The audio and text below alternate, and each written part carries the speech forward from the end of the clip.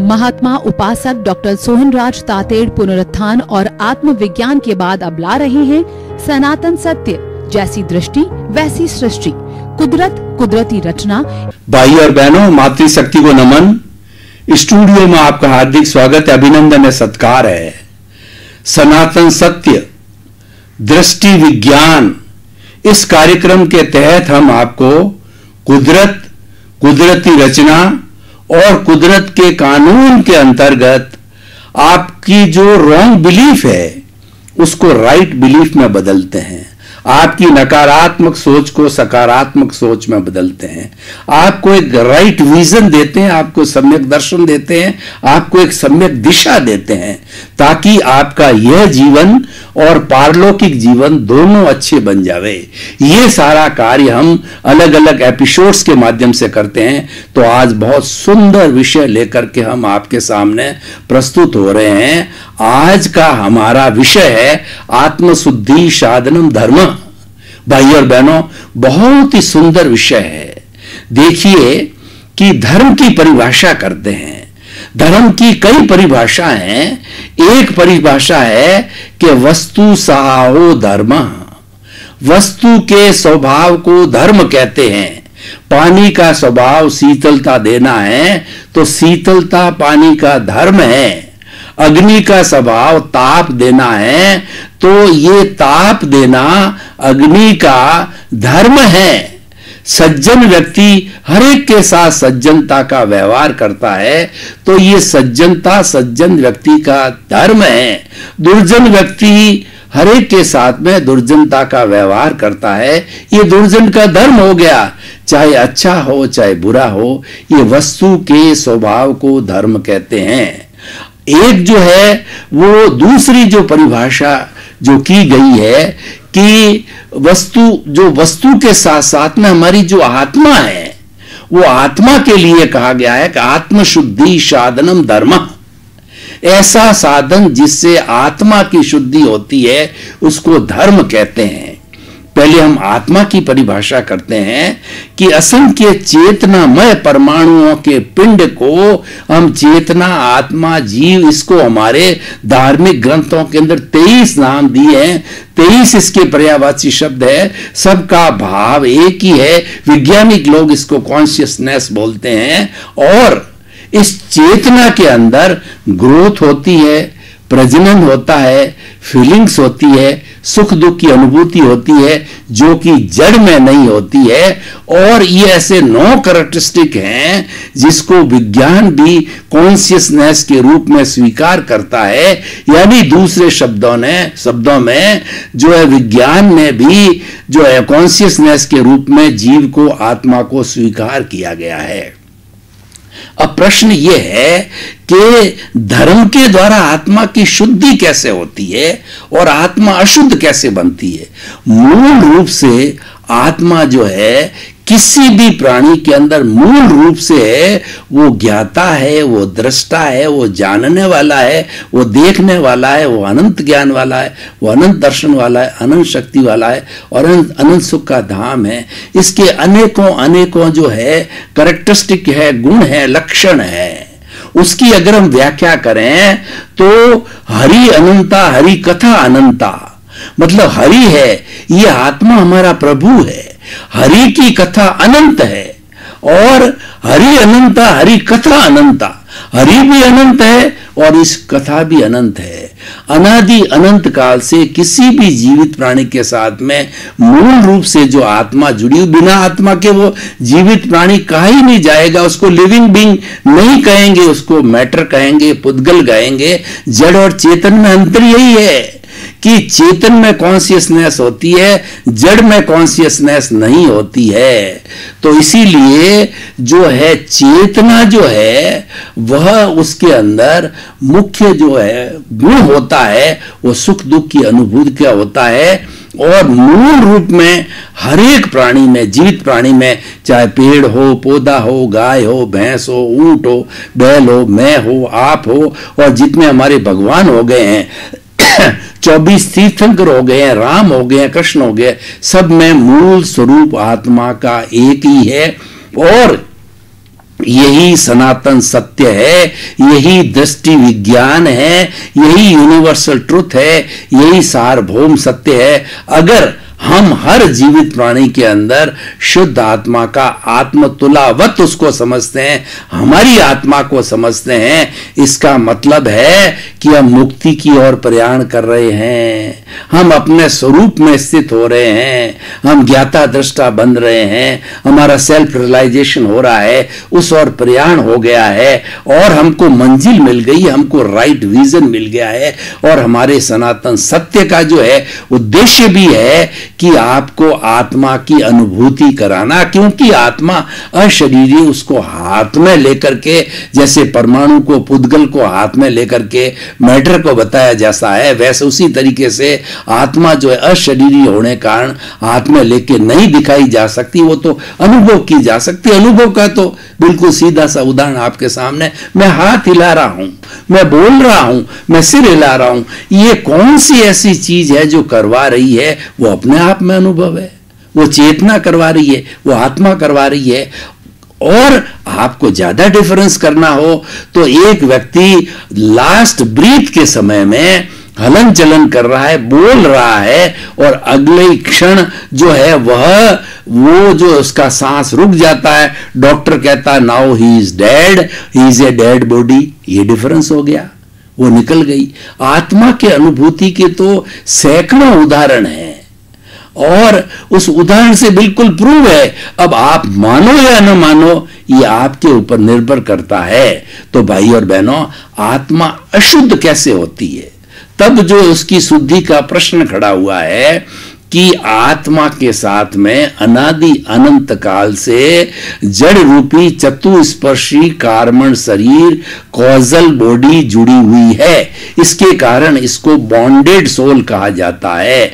और ये जब ये कार्बन शरीर जिसको लिंग शरीर कहते हैं, कॉजल बॉडी कहते हैं, जिसको राग द्वेष कहते हैं, जिसको अज्ञान कहते हैं, जिसको मोह का संसार कहते हैं, जिसको क्रोध मान माया लोभ कहते हैं, और एक शब्द में कहें तो कषाय कहते हैं। अलग अलग नाम और भी हो सकते हैं, अलग अलग अपने अपने धर्म ग्रंथों के अलग अलग नाम हो सकते हैं, पर कुल मिलाकर के वो कॉजल बॉडी है जो कि आत्मा की साथ में फेविकॉल से जन्म जन्मांतर से चिपका हुआ है। अब प्रश्न ये है कि वो चिपका कैसे? चिपकने का कारण यह है कि व्यक्ति कोई भी मन वचन काया से प्रवृत्ति करता है, और हर प्राणी प्रवृत्ति करता है। छोटा से छोटा एक इंद्रिय जीव भी, उसके भी अध्यवसाय होता है। एक इंद्रिय से वो कर्मों का बंधन करता, निर्जरा करता है, लेकिन वो नगण्य होती है क्योंकि उसके पास में विकसित इंद्रियां नहीं है, विकसित मन नहीं है, बुद्धि नहीं है, चित्त नहीं है, अहंकार नहीं है, विकसित आत्मा नहीं है। तो न तो वो ज्यादा कर्मों का बंधन कर सकता है, न ज्यादा कर्मों की निर्जरा कर सकता है। लेकिन सिद्धांत रूप में हर प्राणी जो है कर्म बंधन और जो है निर्जरा करता ही रहता है। तो भाई और बहनों, जब हम कोई भी मन वचन काया की प्रवृत्ति करते हैं तो इस कॉस्मोस के अंदर एक तो चतुस्पर्शी होते हैं और एक अष्टस्पर्शी होते हैं, वो पुद्गल इसी कॉस्मोस में है। तो मन वचन काया की कोई भी प्रवृत्ति का मतलब मन से हमने किसी के प्रति अच्छा चिंतन किया या बुरा चिंतन किया, वचन से हमने किसी को गाली दी, या वचन से हमने किसी का सम्मान किया, किसी भगवान की प्रार्थना की, और दूसरा काया से है हमने किसी भी छोटे प्राणी को, चींटी चल रही है उसको जानबूझ के मसल दिया, और कीड़ी नगरा है जहां पर कीड़ियां बहुत सी चल रही है वहां पर गर्म पानी डल दिया, हिंसा कर दी। तो ये तीनों तरीके से हमारे चतुस्पर्शी जो कर्म के परमाणु हैं ये खींच लिए जाते हैं। यही काम, इनको योग बोलते हैं। मन वचन काया को योग बोला जाता है। तो ये योग जो है बाहर से जो है इन कर्मों को तान के लाते हैं, और उन कर्मों को तान के लाने को आश्रव बोला जाता है। और ये लाकर के इनकी ड्यूटी समाप्त हो गई योग की। अब क्या है कि भीतर के अंदर जो हमारा कषाय है, जिसको कि एक भाषा में अहंकार भी बोला जाता है, राग द्वेष बोला जाता है। एक प्रवृत्ति को हम कॉज कहते हैं और कई प्रवृत्तियां होती है, bunch of the causes, causal body कहते हैं। वो भीतर हमारी जो आत्म प्रदेश है, जितना एक एक आत्म प्रदेश पर असंख्य असंख्य जो है चतुष्पर्शी कर्मों के परमाणु लगे हुए हैं और ये कर्मों के परमाणु जो चार्ज होते हैं भाव के द्वारा होते हैं कि हम कैसा चिंतन करते हैं, कैसा विचार करते हैं, उन भावों से ये खींच लिए जाते हैं। अब देखिए कि जो राग द्वेष बाहर से आया प्रवृत्ति करके और भीतर के अंदर राग द्वेष जो है वो ऑलरेडी पड़ा हुआ है, उसके साथ में मिल जाता है, तो जो भीतर वाला राग द्वेष है वह उसके साथ में तन्मयाकार होता है, तो और नए प्रदेश जो है वो कर्म के जुड़ जाते हैं। कैसे?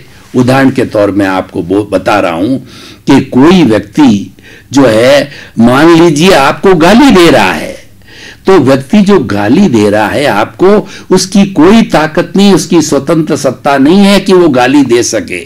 इस दुनिया के अंदर कोई भी ऐसा जीवित प्राणी नहीं है जिसकी स्वतंत्र सत्ता हो कि वो किसी को गाली दे सके या किसी तरह का व्यवहार कर सके, क्योंकि सभी जो है अपने कर्मों के अधीन है। वो कुदरती रचना और कुदरत के कानून के अंतर्गत जो है निमित्त रूप के अंदर आते हैं कि पूर्व जन्म के अंदर आपने किसी को गाली दी है, तो जब आपका उदय आया है, प्रारब्ध आया है, तो उस व्यक्ति को कुदरत निमित्त ला करके खड़ा कर देती है और जैसा एक्शन आपने पिछले जन्म में किया है वह निमित्त आपके साथ में करता है। गाली देता है, आपको ठोकता है, आपको पीटता है, आपके पैसे दबाता है, आपको कोर्ट में खड़ा करता है, आपको अशांति के अंदर डालता है, कुछ भी अच्छा या बुरा, या आपकी सेवा करता है, आपकी हेल्प करता है और आपके कोई भी तकलीफ आए उसमें हर वक्त वो हाजिर रहता है, यानी आपको चित्त समाधि पहुंचाता है। तो ये पुण्य और पाप का जो उदय है ये हम पीछे से लेकर के आए हैं, इसके अंदर हम स्वतंत्र हैं और मात्र जो कुदरत है ये निमित्त खड़ा करती है, जिनके साथ हमने पिछले जन्म में करके आए हैं। पिछले जन्म में करके आने वाला कोई था और भुगतने वाला कोई है। देखिए, चार्ज करने वाला कोई और डिस्चार्ज कोई भुगतता। मैं आपको एक उदाहरण देना चाहता हूं कि मेरा नाम सोहन राज है। वर्तमान के अंदर मैं जो पिछले जन्म में मेरे जो कर्म चार्ज किए हुए हैं, जो कॉजेज डाले हुए हैं, जिसकी कॉजल बॉडी है, वो आज जब सोहन राज रूपी पुतले ने जन्म लिया तो पिछले जन्म की कॉजल बॉडी इस जन्म के अंदर भाव कर्म, इस जन्म के अंदर द्रव्य कर्म बन गए और वह जो है जो उदय भाव से या जो है वो कहना चाहिए वो प्रारब्ध के अनुसार उसको भुगतता रहता है। तो पिछले जन्म के अंदर यशवंत राज करने वाला था, उसने भाव कर्म किए, उसने कॉज खड़े किए, उसने कॉजल बॉडी को बनाया और वो भाव कर्म चार्जिंग है जो अब सोहन राज डिस्चार्ज के रूप के अंदर भुगत रहा है। सोहन राज को पता ही नहीं है कि मैंने किया या न किया, क्योंकि करने वाला दूसरा शरीर था, भुगतने वाला दूसरा शरीर, इसीलिए वो भूल जाता है। और आज ये सोहन राज फिर कॉजेज अच्छे या बुरे डाल रहा है, चार्जिंग कर रहा है, तो आने वाले समय में वही चार्जिंग द्रव्य कर्म रूप में मिलकर के मोहन राज नाम का व्यक्ति उसको जो है वो भुनाएगा, भुगतेगा। तो करने वाला सोहन राज, भुगतने वाला मोहन राज, ये साइकिल चलती रहती। परंतु भाई और बहनों, ये होता कैसे है कि भूत, भविष्य और वर्तमान तीनों समय में शरीर बदले हैं, आत्मा वही है, मेरी जो आत्मा है वही है। ऐसे जन्म जन्मांतर के अंदर इस साइकिल के अंदर कई बार मेरी आत्मा जो है उसके साथ में रहने से बहुत से शरीर ने अपने कर्मों के भुगतान के लिए जन्म लिया है।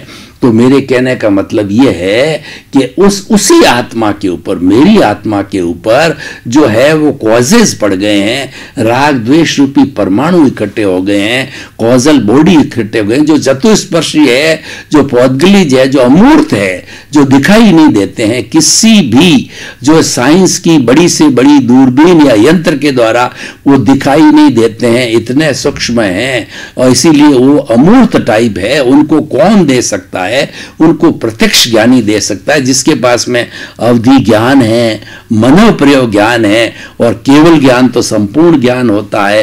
केवल ज्ञानी तो जड़ और चेतन की हर भूत भविष्य वर्तमान की हर अवस्था को जानता है, देखता है, उससे कोई छुपा हुआ नहीं। वो तो भगवान होता है, वो तीर्थंकर होता है, वो केवली होता है, वो तो सब जानता है, सब देखता है। तो भाई और बहनों, इस तरीके से ये आत्मा के साथ के अंदर ये कर्म जुड़ गए हैं और इसका आवागमन चलता रहता है। जब तक कर्मों के आने का द्वार, जिसको हम आश्रव कहते हैं, वह खुला रहता है, तो ये मन वचन काया योग लाते रहते हैं कर्मों को, और व्यक्ति पुण्य पाप के रूप के अंदर, उदय और प्रारब्ध के भाव के अंदर ये जो है वह जो है भुगतता रहता है, और उसका जो है लेन देन करता रहता है, हिसाब होता है। पिछले जन्म के अंदर आपने जो क्रेडिट किए, चार्ज के रूप में क्रेडिट किए, आज वो डिस्चार्ज के रूप में डेबिट होता है, और ये प्रक्रिया हर जन्म के अंदर चलती रहती है। तो भाई और बहनों, अब आत्मशुद्धि साधनम धर्म, मतलब धर्म एक ऐसा माध्यम हो गया। मन वचन, देखिए यहां पर धर्म दो तरह के हैं, एक तो रिलेटिव धर्म और रियल धर्म। दोनों अच्छे हैं, लेकिन दोनों के अंदर एक थोड़ा अलग से डिफरेंस होता है। वो मैं बताना चाहता हूं कि रिलेटिव धर्म करने से हम मुक्ति में जाने में बहुत लंबा समय लगाते हैं। देखिए मैं आपको उदाहरण देता हूं, उदाहरण के माध्यम से चीज स्पष्ट हो जाती है कि जोधपुर से बॉम्बे जाना है तो एक तो लोकल ट्रेन चलती है, एक फास्ट ट्रेन चलती है। अब निर्णय आपको करना है कि आपको जल्दी जाना है या देरी से जानता। आप देखोगे भाई मैं तो आराम से मजे से अलग अलग स्टेशन देखता हुआ और सोता हुआ आराम से जाऊंगा, लगने दो डबल समय, त्रिगुणा समय, क्या फर्क पड़ता है मेरे में।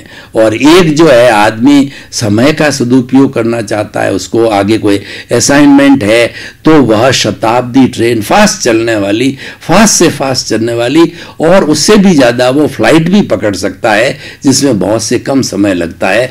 तो ये दोनों जो फास्ट चलने वाला है ये रियल धर्म है, और जो धीरे धीरे चलने वाली ट्रेन है ये रिलेटिव धर्म है। तो रिलेटिव धर्म मन वचन काया की क्रिया से जुड़ा हुआ है। जितनी हम शुभ क्रिया करते हैं, जैसे कि भगवान ने 12 तरह के तप के भेद बताए, धर्म के भेद बताए, 6 तो जो बाह्य है और 6 भीतरी है। बाह्य जो धर्म के भेद बताए, निर्जरा के भेद बताए, तप के भेद बताए, अनशन, उनोदरी, भिक्षाचरी, रस परित्याग, काय कलेश और प्रतिसलीनता, ये तो बाह्य है। और भीतर की अलग अलग कैटेगरी वाले हैं। मनुष्य जो है वो कई तरह के होते हैं, मंद बुद्धि, मध्यम बुद्धि और तीव्र बुद्धि। तो कोई भी इनका जो है जिसको की उपयोग है बाहर के भेद का करता है, तप के, निर्जरा के, और कोई बहुत तीव्र बुद्धि वाला होता है कि वो जल्दी करना चाहता है, जल्दी पिकअप कर लेता है, कैचअप कर लेता है। तो वो अंदर के जो है तप और तपस्या के भेद, निर्जरा के भेद जो है वो प्रायश्चित, विनय, वैयाव्रत, स्वाध्याय, ध्यान और व्युत्सर्ग, वो रास्ता पकड़ लेता है। तो ये मन वचन काया की जितनी भी शुभ प्रवृत्ति है ये रिलेटिव धर्म है। इस रिलेटिव धर्म में क्या होता है, ये बुरा नहीं है और ये होता है। हमारे यहाँ दोनों परंपराएं चलती है। अब निर्णय आपका है कि कौन सी परंपरा को, कौन सी स्थिति को आप पकड़ो, किस बुद्धि से पकड़ते हो आप, और कितना आपको जल्दी मुक्ति की ओर जाना है। तो रिलेटिव धर्म के अंदर क्या होता है कि निर्जरा तो चलती रहती है, क्योंकि धर्म जो है संवर से जुड़ा हुआ होता है। हर संवर के साथ में निर्जरा जुड़ी हुई रहती। निर्जरा अलग से भी होती है पर वो थोड़ी होती है, जिसको हम अकाम निर्जरा कहते हैं। जैसे कि पेड़ है, पौधे हैं और पशु पक्षी है, ये सर्दी, गर्मी और बरसात जितना सहन करते हैं, उनके पास शेल्टर नहीं होता है। तो ये परिचय जय जितना भी होता है हमारा, वह जो है अकाम निर्जरा और सकाम निर्जरा होती है। हम संवर के साथ में करते हैं, लक्ष्यबद्ध होकर करते हैं, त्याग प्रदान होकर के करते हैं, एक लिमिट में रह करके करते हैं, मर्यादा में रह करके करते हैं। हर संवर के साथ में निश्चित रूप से निर्जरा होगी। निर्जरा का मतलब जो कर्म, जैसा मैंने बताया कि चतुष्पर्शी कर्म हमारी आत्मा के एक एक परमाणु पे कई हुए हैं, इनको शिथिल करना और इनको अलग करना आत्मा से, dissociation of the karma from the causal body और from the soul is called the nirjara. भगवान ने दो धर्म बताए हैं, संवर और निर्जरा। संवर का अर्थ होता है कि जो हमारे कर्म का आने का द्वार आश्रव है, जो कि मिथ्यात्व, अविरति, प्रमाद, कषाय और योग के रूप के अंदर द्वार खुला है, उसको हमने बिल्कुल सीमेंटेड कर दिया, पैक कर दिया, बंद कर दिया, तो नए रुक गए। और अब भीतर से हम त्याग करके, पचकान करके, भीतर की सफाई करके और डिसोसिएशन होता रहता, निर्जरा होती रहती है। ये हमारा सारा मन, वचन, काया तथा उससे जुड़ी हुई अवस्था मात्र कुदरती रचना है, जिसको कोई रचने वाला बाप भी नहीं है और वह व्यवस्थित है, वह कुदरत के अधीन होती है। कुदरती रचना और कुदरत के कानून के तहत भोगी जाती है। उसमें व्यक्ति स्वतंत्र होता है, उसमें कोई स्वतंत्रता नहीं होती है। वो रिलेटिव धर्म है।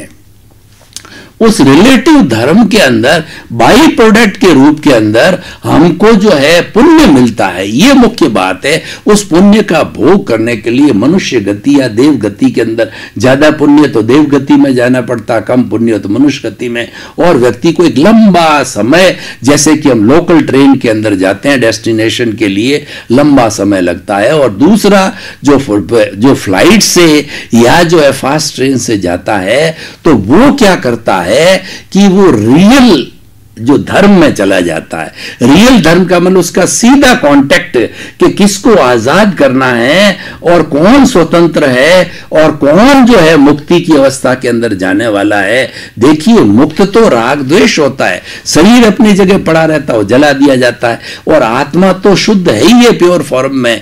तो मुक्ति किसकी होती है? राग द्वेष, कषाय, कॉजल बॉडी की मुक्ति होती है, यानी इसको मिटाना ही सच्ची मुक्ति है। तो ये जो है हम कैसे मिटता है कि जो ही हम अपने आत्मा के अकाउंट में चले जाते हैं, ज्ञाता दृष्टा बन जाते हैं, और हम ये जो कुछ भी हमारा उदय प्रारब्ध चलता है उसको मात्र जानने देखने वाले बन जाते हैं। तो उसके साथ में जुड़ते ही ऑटोमेटिकली एक नियम है ये दार्शनिक कि उसकी सफाई, राग द्वेष, कॉजल बॉडी की सफाई ऑटोमेटिकली होती जाती है। आपने डिटर्जेंट पाउडर डाला और मशीन का खटका दबाया, वॉशिंग मशीन का, तो ऑटोमेटिक होता है। वो हाथ से आपको मसलना नहीं पड़ता है, ब्रश नहीं लगाना पड़ता है, वो ऑटोमेटिक होता है। तो ऑटोमेटिक सफाई जो है, जैसे घर में पोछा लगाया तो ऑटोमेटिक सफाई होती है, ये ऑटो मोड से सफाई होती रहती है। और ये सफाई होते होते आपकी कितनी जागृति है उस पर निर्भर करता है। प्रीति, जागृति और अनुभव, आपको अनुभव हो जाता है कि मैं शुद्ध आत्मा हूं। भाइयों बहनों, आपका बहुत बहुत धन्यवाद। आप हमारा ये सनातन सत्य कार्यक्रम देखते रहिए। इसमें जीवन निर्माण के टिप्स मिलेंगे, शिक्षाएं मिलेगी और आपको कई सूत्र मिलेंगे। उससे आपके जीवन का कल्याण होगा, उससे आपकी आत्मा की शुद्धि होगी और स्नेह आप मुक्ति की ओर जाएंगे, ब्लिस की ओर जाएंगे, परमानेंट सुख की ओर जाएंगे। ऐसा सुख कि जिसके बाद दुख होता ही नहीं है। इसी क्रम में आपके प्रति मंगल भावना, शुभकामना। महात्मा उपासक डॉक्टर सोहनराज तातेड़ पुनरुत्थान और आत्मविज्ञान के बाद अब ला रहे हैं सनातन सत्य, जैसी दृष्टि वैसी सृष्टि, कुदरत कुदरती रचना।